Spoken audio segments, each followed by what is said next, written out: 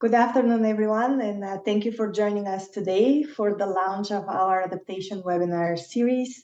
And today we are going to review the provincial reports on climate change impacts and adaptation.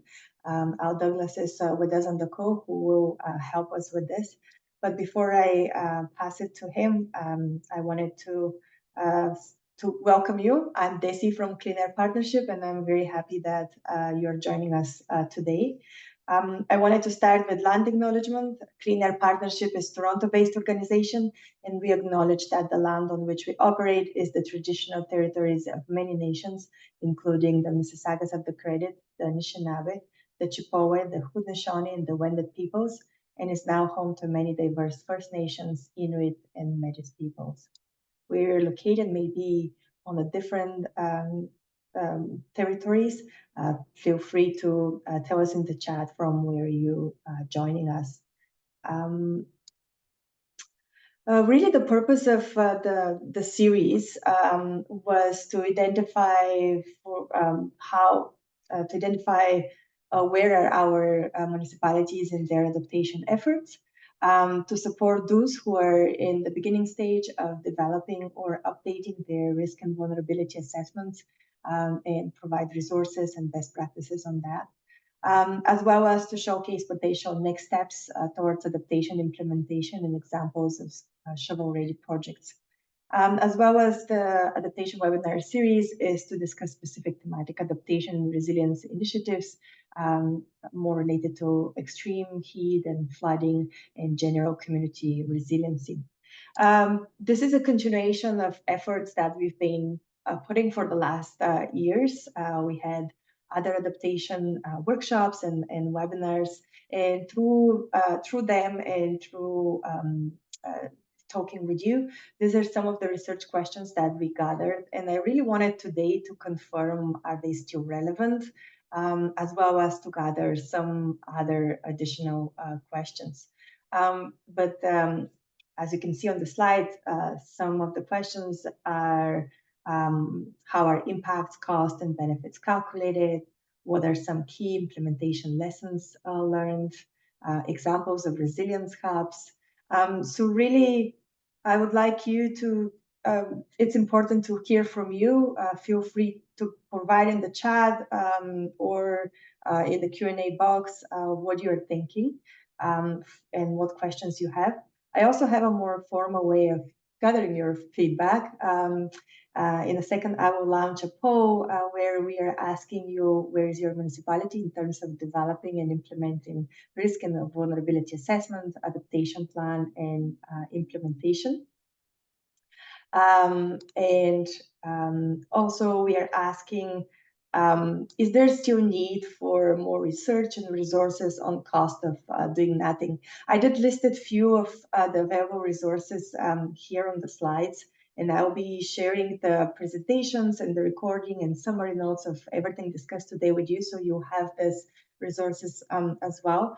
But really wanted to confirm with you, is there more need for that? Because that's going to help us to tailor the next event part of this webinar series to really support you. And the last question is what questions you have, so we can add it to the bank of research questions. And again, I would like to make sure that next webinars and workshops that we have are really trying to answer those questions.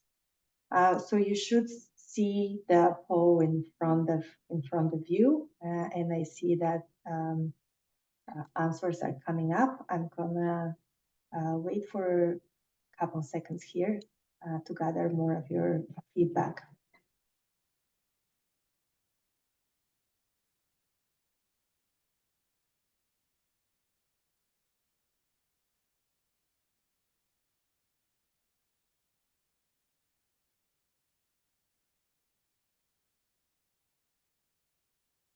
I hope you're seeing still the polls. I do see that they're moving. Thank you so much. Yeah, more responses are coming in. I'm gonna give a couple more seconds.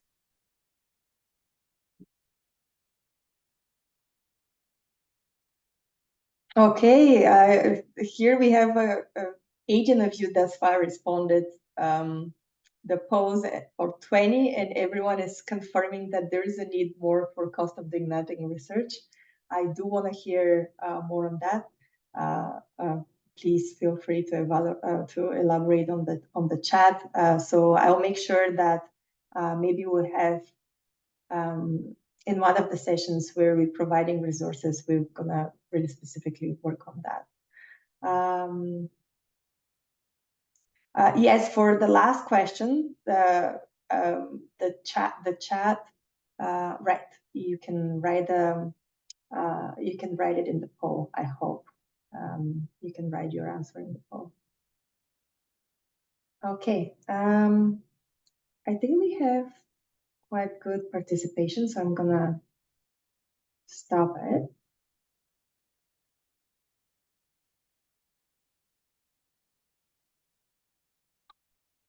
and share the results with you.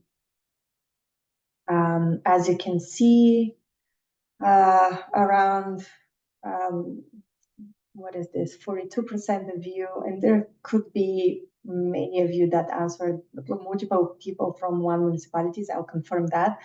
So in the summary reports, when we are sending, I will exactly let you know which municipalities it was staged there, but 42% planning to develop, update their risk and vulnerability assessment. Few, 15%, which is like four people responded that they have finalized their risk and vulnerability assessment and are working on adaptation plan. So, and then a few are in the implementation, a few are stuck with the implementation of adaptation plan, but the majorities are in the first stage. Good to know, because I do have an idea of like having more targeting that audience, kind of like one of the webinars or workshops to target that audience. Great. As shown, you would like to hear more about cost of doing nothing, and I will review later those of you that submitted the questions. Thank you so much for that. So what's coming up? This was based on the first research questions that I showed you the slide of, and trying to answer some of them. And the planning ahead will be based on the new questions that we are gathering from you. And I'll be continuing asking in our webinar, in the next webinars, more questions, so I can confirm what will be the agenda for the webinars and workshops. But on May 1st, we are going to hear from Halifax and their steps to adaptation and resilience. They already completed their vulnerability assessment and risk assessment reports and study, and they're moving to having a shovel-ready project. So when the funding is available, they can jump on that. So we'll hear from from Halifax. Then on May 8th, we are going to hear from ICLEI and their Ontario Resources Centre for Climate Adaptation, ORCA. And here is where we can dig in more into what is available in this resource hub in cost of doing nothing's tools and reports and data. But also, I'm sure that Al is going to elaborate on that a piece a little bit as well, as it is part of the reports. Then to be confirmed, but by the end of May, we will have a presentation from Hamilton on heat bylaw and their efforts thus far. It's not just a presentation from Hamilton. This topic has been brought from many of you to us, the need of meeting to discuss this topic, especially now that summer is approaching, and whether the actions in heat, extreme heat and heat waves, and supporting community resilience. And then sometime in June, we'll have a workshop. And as I mentioned, based on today's input from you and feedback, I will make sure to communicate earlier with you exactly how it's going to go, the workshop. A quick plug-in, the Climate Policy Database tracks climate-related policies, and the Climate Action Atlas tracks implemented ambitious mitigation projects. I'll share links to that, to these tools in the chat shortly. But now, without further ado, I would pass it to Al. So, thanks, Desi.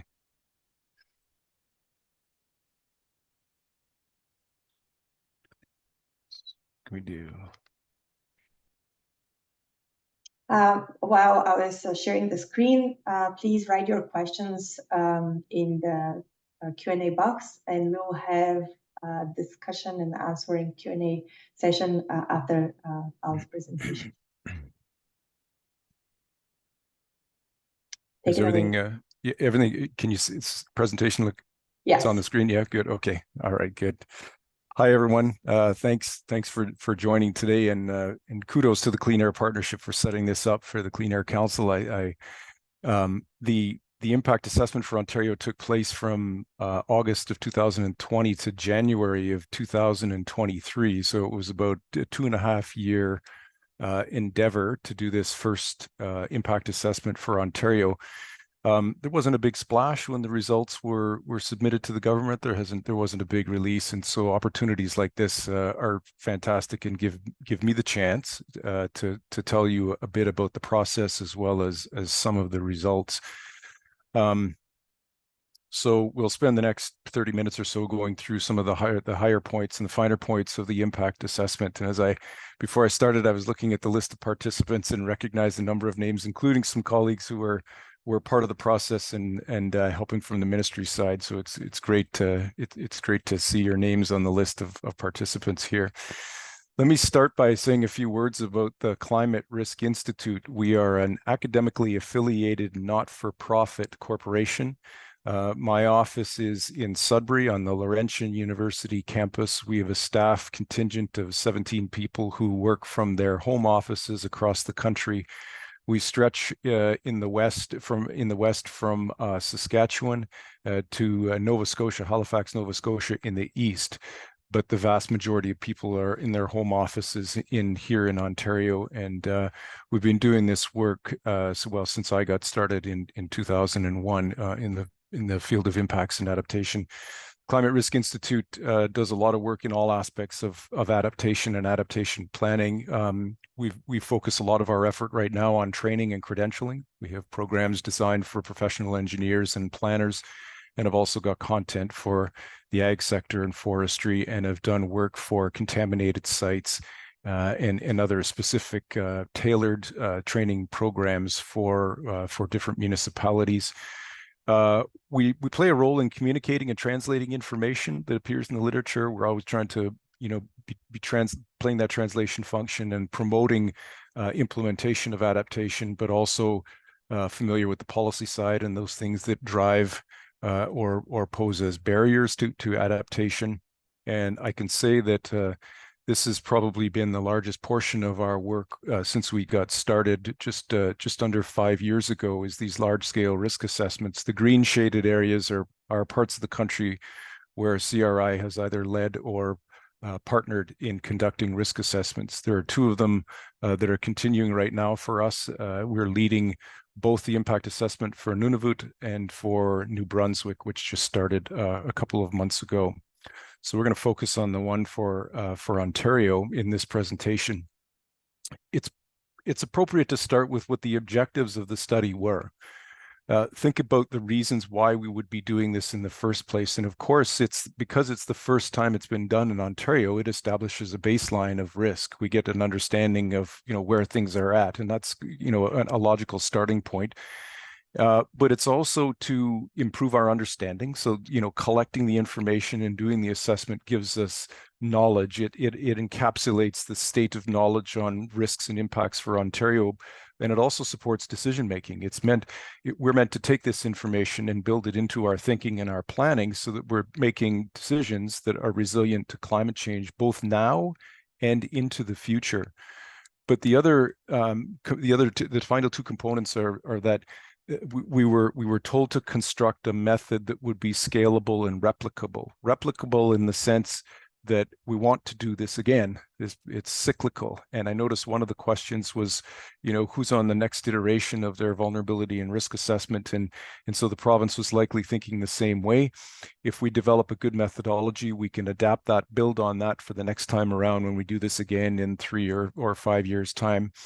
Scalable is that we had the objective of wanting to create a method that could be taken and used by others to duplicate an assessment like this, but in smaller contexts. So imagine in a watershed scale, or at a community scale, or even sector-based assessments would be appropriate. And so the methods, we wanted to make that translation of the different components of the methods into something that could be done at finer scales. And of course, the final point is that the assessment is really the means to the end, and the end is adaptation, it's implementation. And so if we don't get to adaptation, this is just an exercise to collect information that we might look at again when we do this in 3 or 5 years time. So it's the means to the end, and implementation of adaptation is the crucial part of all of this. So those project goals are kind of reiterated in the middle of this graphic, but looking at the project more holistically, we were asked to take those hazards on the left-hand side and break those down into more specific variables, climatic variables, and look at the way that those pose impacts and risks to essentially all of society and all of the province. The areas on the right-hand side are we call them areas of focus.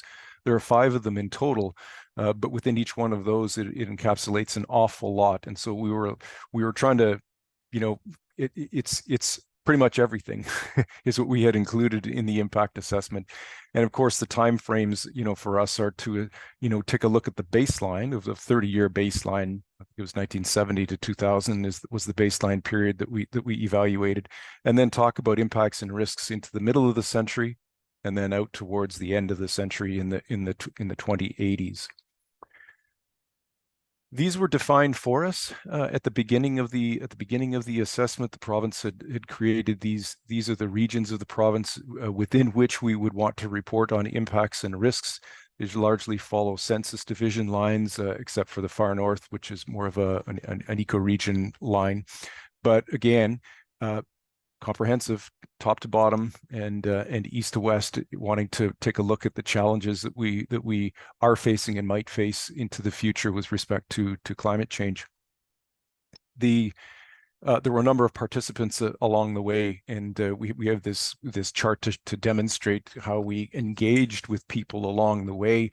The Ministry of Environment, Conservation and Parks was the lead. They were the provincial lead for this, and they were the window for us to speak to other departments within the provincial government, to get advice from them, to get their input on information, to get them to validate and to push us to be, thinking about what we should be including and what we should not be including.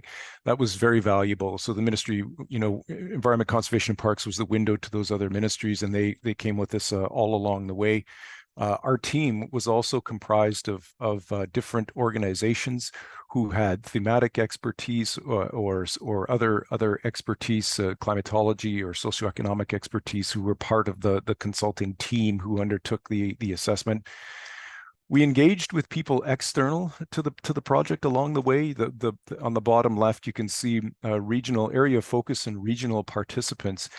Because it was so broad, we divided this up by area of focus, and we invited associations, more or less, specific people from associations, representatives, to join us in the workshops, the virtual workshops that we held, in order to validate the risks and to ask questions about what might be missing and what do we know about adaptation going forward, and that sort of thing.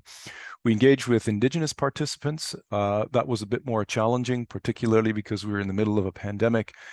We had to adapt the methodology, the tactics, the approach a couple of times just to try to get it right. And even then, the engagement wasn't quite where we had hoped it would be, but we did the best that we could. On the bottom right, there was a peer review panel. So we had 10 people who were external to the process, but representative of the areas of focus who reviewed the products that we created along the way, and they looked at, what sort of value is this going to provide? Is it good for decision making? What format is it in, and that sort of thing. So that was really valuable to the products that we produced. These are the key elements. Good bit of logic in here. I would say there's, maybe some of this doesn't require a lot of detailed explanation, but we had a climatologist on staff to help us understand the projections and generate the forward-looking data. Akin to that, we know that we evaluate this in the context of a dynamic backdrop in societies and things that are ever changing, and so socioeconomics and demographic changes were important to include in the assessment. I think the linchpin of the whole process was step number 3 and number 4. We had to take all of the literature that we could find. There was immense amounts of research that went into collecting data and information and compiling it in a way that we could create risk scenarios and then do the quantitative analysis that we had for each one of those. And we also had to do it not just by area of focus, but also regionally. So we needed to have, some distinction among the impacts that we were treating. There was also an assessment, a loose assessment of adaptive capacity. What are the things that enable adaptation within regions of the province, and how might they affect levels of risk now and into the future? And as I mentioned on the previous slide, good engagement with subject matter experts along the way throughout the entire process. On the climate analytics, there were 15 climate hazards in total that we looked at, and we used 2 representative concentration pathways. So the 8.5 is at the higher end of the emissions scenarios, and 4.5 on the not on the extreme low end, but in the sort of middle of the road. And again, we looked at the 2050s and the 2080s with respect to these climate analytics. One of the first interesting yet challenging parts of the study for us was to create the right architecture of these areas of focus, to get them delineated so that they captured, so that they fairly and adequately represented the diversity that existed within an area of focus. And you can imagine, it took a decent bit of back and forth with ministries in these specific areas, but also with other partners in our own research to try to figure out what the architecture was. But stemming from each area of focus, we had level 1 categories, and at the highest level, and then we were able to break that down into level 2 categories to get a bit more specific. And of course, every level that you add to this adds an additional layer of volume, but also complexity in the analyses that we were conducting. So this was it was fun, and there was lots of rationale for why we chose certain things. We had to be very, wanted to be very solid about why we chose certain categories, and also that within the constraints that we faced for the project. And so I put this one up as the example for the natural environment. So this is the architecture that we ended up with for the natural environment. And you can see it's a combination of flora and fauna. We've got aquatic and terrestrial ecosystems, but we've also got aspects of ecosystem services represented in these, and each one branches into level 2 categories. So you can, doing the math, you can quickly begin to imagine 17 different climate variables, and each of these level 2 categories and the interactions within each one of those gets us to a point where there's quite an extraordinary number of analyses that were conducted. And these, again, took a lot of work and a lot of thinking and back and forth with advisors to get a sense of the best way to break these down. Business and economy as the second example. These ones were informed, the main thing that informed the breakdown for these level 1 and 2 categories for us was the North American Industrial Classification Codes, NAICS codes, if anyone's familiar with those. So loosely, associated with those. But nonetheless, all of the areas of focus had similar constructs for the level 1 and level 2 categories as we went through. the risk registry, I think, would be considered the brain of the entire exercise. It was the focal point. It was the information source, the hub for all of the information that we collected along the way. So, you know, as you look at this, you're imagining an Excel sheet, this massive Excel sheet, spreadsheet that is got multiple tabs, each area of focus having different elements that were analyzed and assessed. And also, this is the way that we captured information that we got from the literature. And so, you know, you're doing your literature review, and you're finding information that pertains to impacts in those certain areas. This is the way that we documented what those sources of information were, and translated them into a quantitative scoring of level of impact. And of course, it's all the information on impacts is connected to the climatological and the socioeconomic data, as well as the information on adaptive capacity. So this is a very complex spreadsheet that's got various calculations and linkages in it to be able to knit things together to give the scoring that we had. I can also say that, because of the differences that we had in those area of focus breakdowns, in the scoring of obviously we had to have some normalization of the scoring just to make sure that there was some consistency between areas of focus as we did the scoring. But that in itself, and the challenge of trying to roll up the scores was an interesting one. It took us a little bit to get this figured out. The interactions on the right-hand side are, those individual specific climate variables interacting with aspects of those level two categories. They need to roll up to a level 2 category. Those need to roll up into the scores for the level 1 categories, and those need to roll up into areas of focus and report there, and also make geographic distinctions. So that we could have data and information for the different regions of the province that we were looking at. So suffice to say, it was a good exercise to go through to figure all of this out inside an Excel sheet. I want to mention, specifically adaptive capacity. You can imagine, I'm sure all of you know what the definition of adaptive capacity is. This is from the IPCC, but these are not the things that are, in particular adaptation measures. Rather, they are things that enable adaptation. And it was not easy to do measurements or scores or evaluation of adaptive capacity in the different regions, but we did take into consideration all of these different categories, and looked at the literature and thought about how they would enable adaptation within the different regions and within the different areas of focus across the province. So as I change now to some of the results, please keep in mind that I can't give you all of the specific results for very specific things. It's easier to come at this at a higher level, just to be able to give you some examples of the, in particular, the ways that we reported some of the results within the impact assessment. But we've got this example, and in the technical report, not only did we have maps and graphics that showed the quantitative scores within the different categories, we also wrote narrative around it to give it the suitable context. And this is an example from the natural environment. And we, to get into the specifics here, we know that there are direct and indirect impacts to the natural environment, and there are climate impacts and there are non-climate impacts that affect the natural environment. But these things are at risk into the future.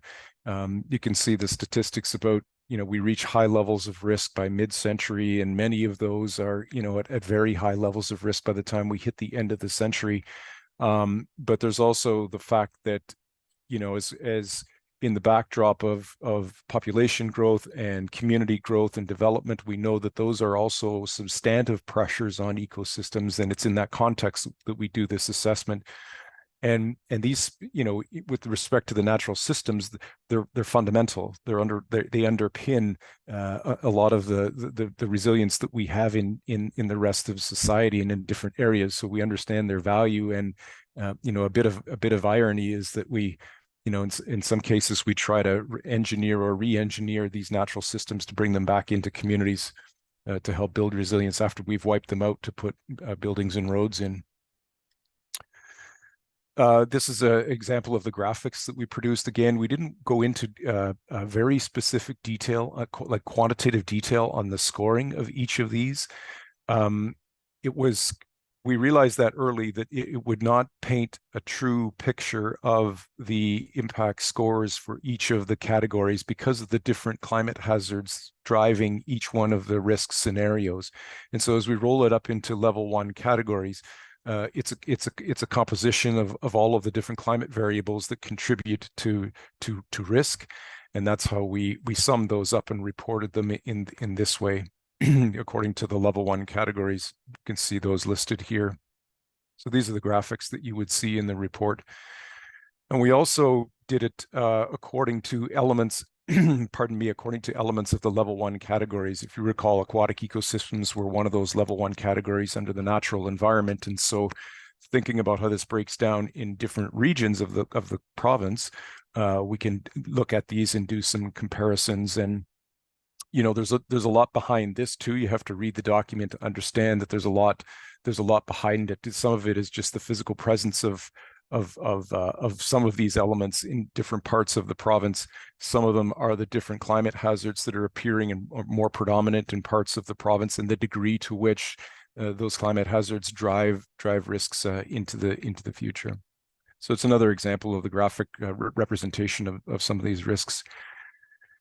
The other thing that I'm sure you all know is that we operate in a systems of systems in our society, and we knew that these areas of focus would overlap with one another, and that there was interactions that were happening. And we all know that risks cascade through systems. They affect one component and then can have indirect or trickle down effects, as it cascades through the system.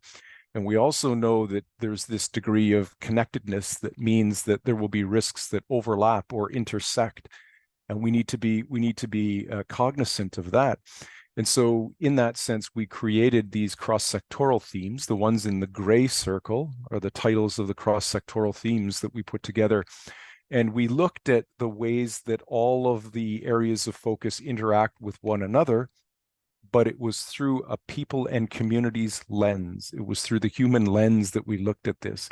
And so we wrote some narrative about the fact that risks can sometimes intersect and at certain points can amplify and be more than just the sum of the parts. And doing a more thorough study on the way that those risks intersect and amplify would serve us well, because there are also critical pinch points or risk points, in the process that can have, much larger impacts downstream.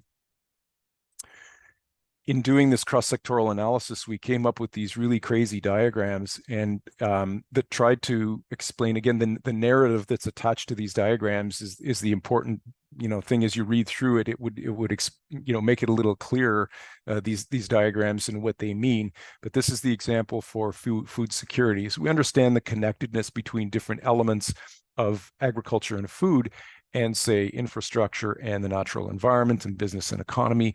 And we map all of that out, and we look at ways that we can adapt, in these different, thinking about it a bit differently in those different categories.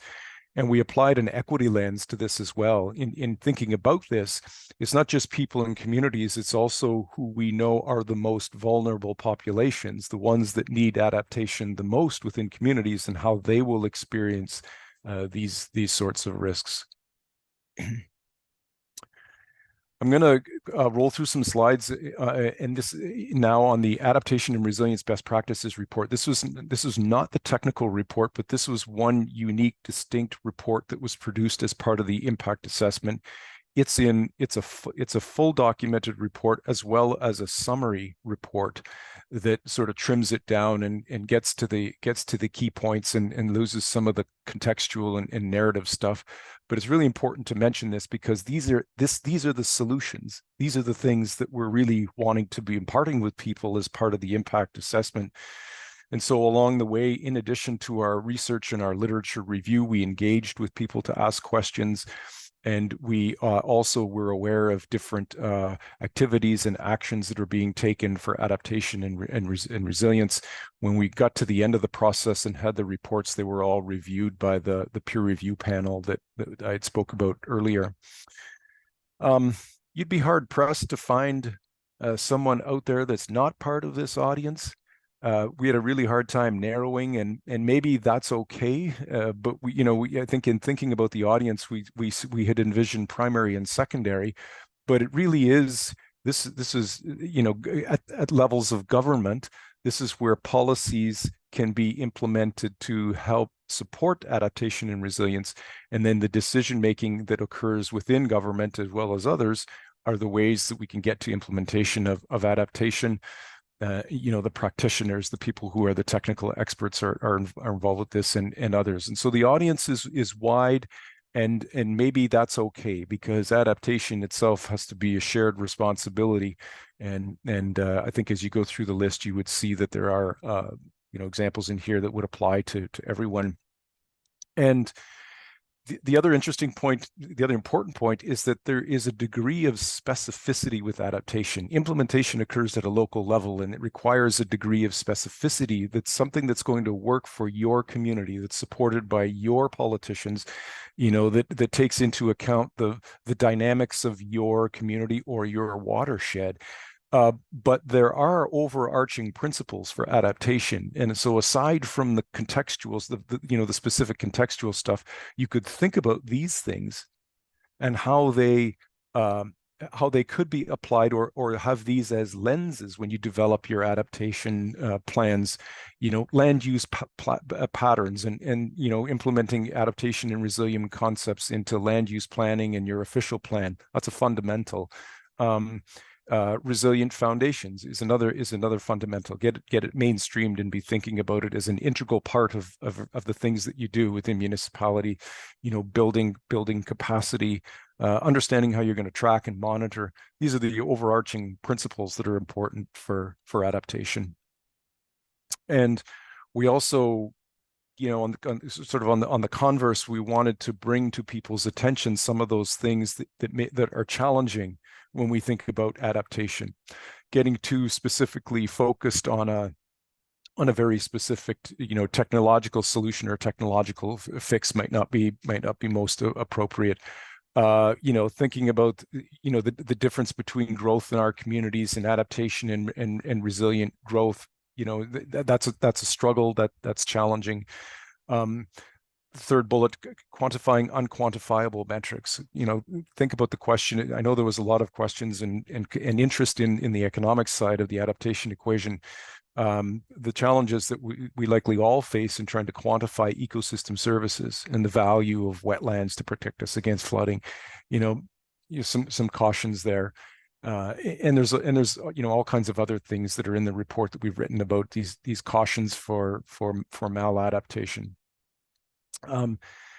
If you look at the Adaptation and Resilience Best Practice Report, this is what it would look like. There's lots of tables in there. There's pages and pages of tables, and they have these titles. There's the adaptation type. There's a description of the practice itself. There's some information on timeframes, short, medium, and long term. And there's some information on who might be the people best positioned to implement these sorts of things. All of these adaptation and resilience practices are referenced. So we all have references, so people can go and they can link to these specifics of where they came from. There's also in the report, there's also tables that have entries for overarching adaptation. So things that you could imagine being useful in a variety of different contexts that you're thinking about. So we've got, there's lots and lots of those. And I highlight in red nature-based solutions and the protection and conservation of ecosystems and protected areas and park areas. Again, I would say that, bang for your buck, those are some of the most important and fundamental things for adaptation and resilience within communities, if we think about it broadly. The tables are also broken down in terms of area of focus. And so I grabbed a couple of examples of adaptation measures that are related to agriculture and food. And interestingly, you can look at these and I would imagine, I would imagine anything. I know for sure that these best practices came from your reports, came from the community plans or the watershed plans that you have developed, because they were all part of the literature. So you would see these and you would recognize these and be familiar with these. And some of them are not really rocket science. They in fact are known practice to help build resilience. So the second to last slide was some concluding messages. We all know that the climate has changed. There's drastic changes still underway right now. We're coming off of the El Nino years, and it's incredible how much the temperatures have increased, and we've got good documentation of these impacts. The literature goes back a long way to document these sorts of changes that we're experiencing, and these challenges are going to continue into the future. And so we need to be investing now. We need to be preparing people. We need to be protecting ecosystems right now and making this a real mainstay of the decision making that we have within our communities or within our watershed or even at the provincial level. From my perspective, having watched this for a number of years, we're certainly not where we need to be with adaptation. There is a pretty significant gap that we're experiencing right now, and the pace of change, the rate of change with respect to warming and emissions is outpacing what we're doing with adaptation. So we need adaptation at a larger scale, and we need adaptation to be happening much more quickly within our communities and within our province. Let me stop there and I can field some questions. Thank you so much, Al, for leading up this presentation, for providing this information and for the presentation. We are opening now for questions. Feel free to write them in the chat, in the Q&A box, or raise your hand if you want to ask verbally. Something that Trevor Donald put in the chat, and it came in my mind as well, and I had that question as well. It's what he recalls is that when the request for proposal for this study went out, there were possibility raised for municipalities to have access to the data, that the infrastructure risk data, but it seems that now it's not available. And I actually, because I reviewed these plans, and I was thinking as I was reviewing it, they're very lengthy, there's a lot of information there, but it can be a little bit lost. I was thinking, when you presented one of the slides on the risk registry, is that something that it's shareable? Is that where municipalities can tap in and take the data so they can use it in their adaptation plan? First, that's a decision of the province, but it was never intended to, the risk registry was never intended to be one of the products. It was not listed as one of the official products of the impact assessment. The technical report and aspects of that, which includes the methodology, summary reports for regions, the adaptation and resilience best practices report. Those were meant to be the ones that were available to the public, and not the risk registry. I mean, the fear is, and maybe rightly so, I spoke to the complexity of it, and if you got inside that, it might be really challenging to, there's a risk in digging into some of the data and maybe misinterpreting some of the data. Right. So then, outside of this research, generally, is there anywhere that data is accessible where municipalities can go and kind of like download for their own purpose and to use in their adaptation plans? Well, the scale of the report is such that it's reported by area of focus and by region. And so the best that a municipality could do is to look at the reports that were produced, the summary reports that were produced for the regions. And I think it's, and we've had some interest in certain municipalities in the province to dive a little deeper into the results of the region. And in some cases, they've thought about a comparative analysis. So imagine taking the results of a section in the far north and Attawapiskat First Nation, taking their adaptation plan and doing a comparison between the specific things that they see for their community and what would be listed in the Far North Regional Report. That, I think, is a valuable exercise. Right. You mentioned about the specificity for municipality. There is certain things that are really local that the municipality needs to be aware in order to make their community prepare. Would you say that there is also transfer, kind of like some of the data that it's on the regional level is transferable and it can be used from municipalities that are in the region or in the region? I think there's some risk in that. I think there is some risk. If you look at the size of the regions and the amount of area and the population that it covers, directly transferring some of the results into your own region is not going to, it'll be helpful as a guide, but I would not want to let that be your risk assessment and your adaptation planning. I would want to have some more specific effort done. And like I say, in many cases, some of this work has already been done. And so it's more of a comparative analysis than it is, starting from scratch. Right. So what you're suggesting is like comparing what is in the region to your like local, but you still Yes. need what you're saying is like you still need to conduct this researches on a very local and specific municipal level. Yes. Right. Here there is a question from Karina.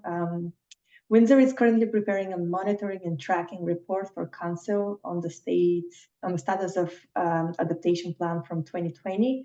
I'm looking to highlight this report and how provincial assets may impact Windsor vulnerability, like the electricity transmission. Do you have one takeaway that you want local communities to take away from this report that can support local action?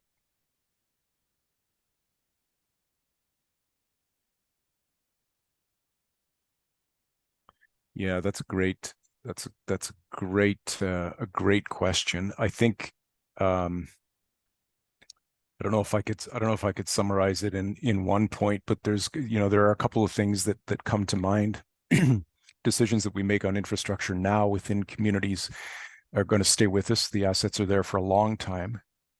There's a long lifespan, and you need to be thinking about resilience within the infrastructure right now.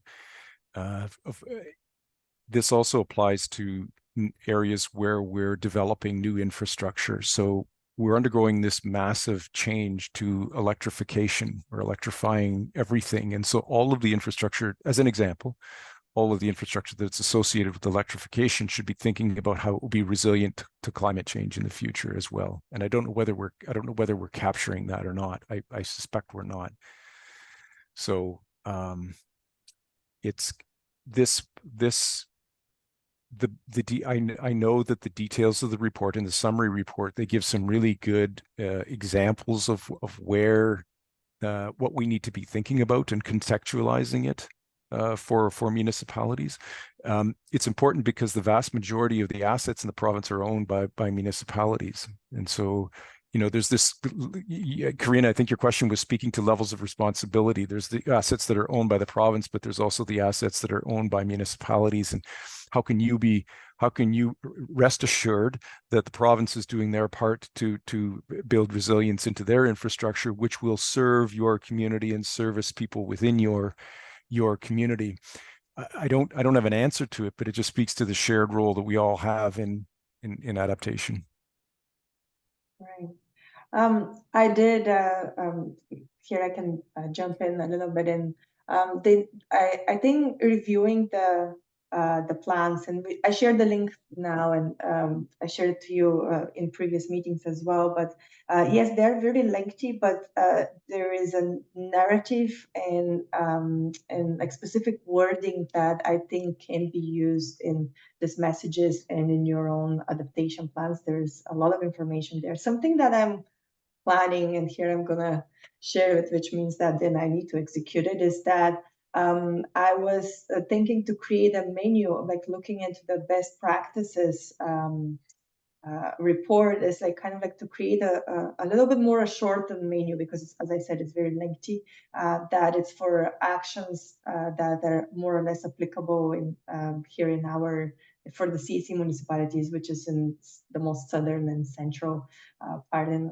Ontario. So that's something that I'm planning to do in order to help you like see what actions are available there, even though, as I'll mention, because it was based on a literature review, some of the actions are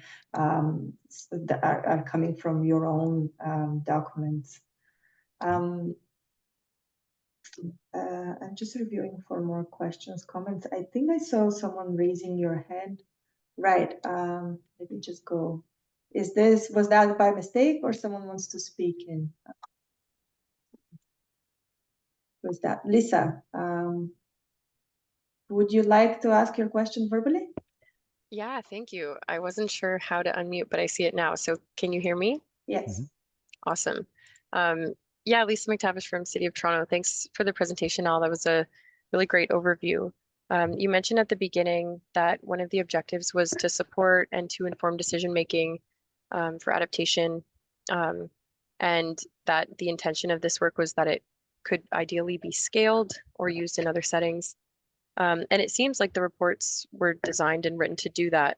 But then, of course, the way that it was kind of quietly released kind of goes against that. And so are you aware of how this work is being used now by the province or by other stakeholders, or plans for the future for that as well? Only a couple of examples, Lisa. There's some municipalities that have shown some interest in, and again wanted to think about a comparative analysis. So how does the results of the region within the PCCIA shake out against what they've got for their risks and their priorities, and or even what their measures for adaptation are? There's that. Other than that, it's difficult to say. I don't know. I mean, I've heard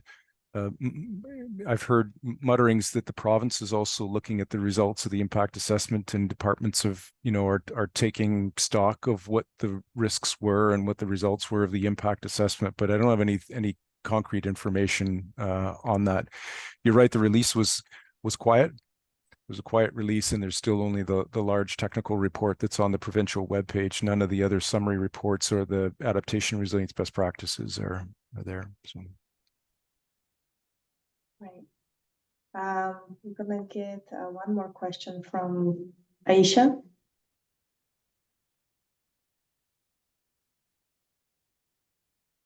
Aisha, if you would like to speak. Can you hear me?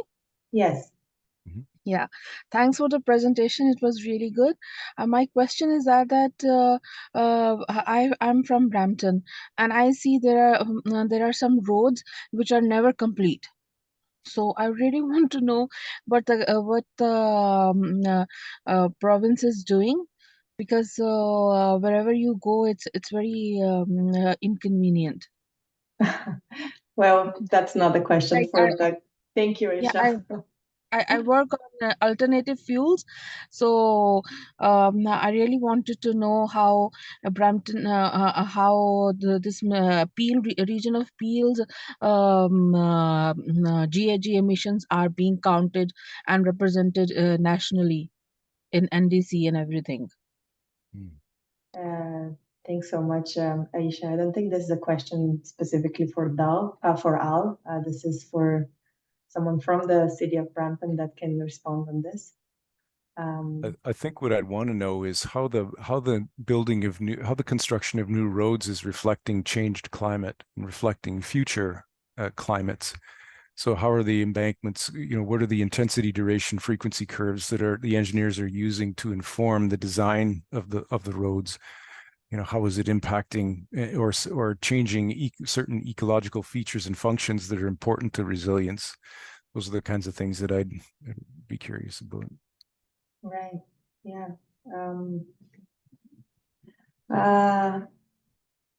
What about disposal and coming up new ways to reduce it from our roads? Continuing on that topic. I didn't catch the question, Desi. Sorry, that's I think it's just elaboration on what Aisha was mentioning. Okay. There's more interest for that there. Yeah, similarly to what, thank you, Lisa, for your question. I was actually going to ask it to everyone that is on this call, if any of your municipalities is taking or is using right now this report and is planning to somehow use it in their approach for either doing the adaptation plans or risk assessment.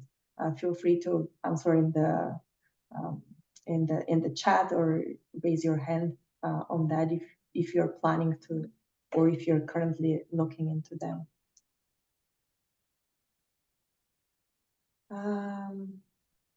Otherwise,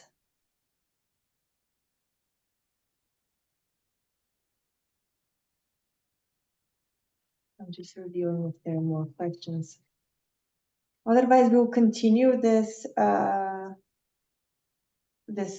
Otherwise, we'll continue this conversations in our next webinars on adaptation, and we will be digging in more a little bit of how other municipalities did their risk and vulnerability assessment. I'm really curious to see whether if there is a common way and approach, which will be, that's what I assume, and I'll feel free to jump in on this, but for those who are starting now, I was wondering, that's where I was going with the question of transferability. It's like, would it be beneficial if they're looking into the adaptation, if an adjacent municipality has a risk and vulnerability, would it be useful to look and use some of the information in their own, if they're adjacent municipalities?